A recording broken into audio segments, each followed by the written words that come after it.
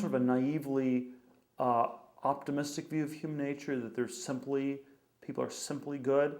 I think there's a lot of potential for both very good and very bad things in people. The word ape already in Shakespearean English simultaneously meant primate and to imitate. And I think there's something about human nature that's very heavily driven by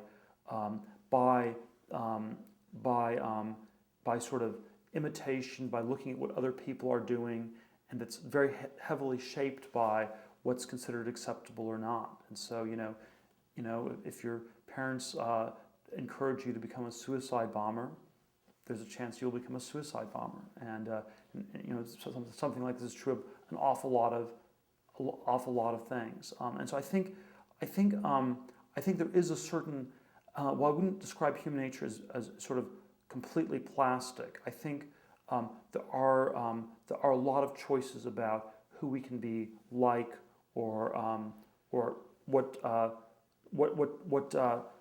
it works itself out. And I would, I think that's so I think it's very open-ended in that sense. I'm not sure I'm answering that as clearly as I should. I think that human nature is, I do think there's this dangerous element to it, and because of that, we obviously are in this very, very strangely,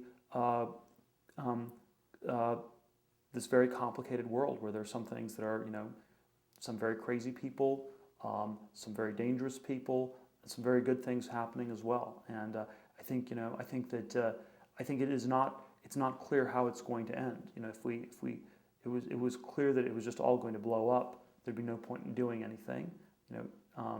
And if it was clear that everything was going to work out, there'd be no point in doing anything either. I think that I tend to think that it's not like history is driven by this automatic larger force, and that instead it is going to be driven by the choices people make, the choices of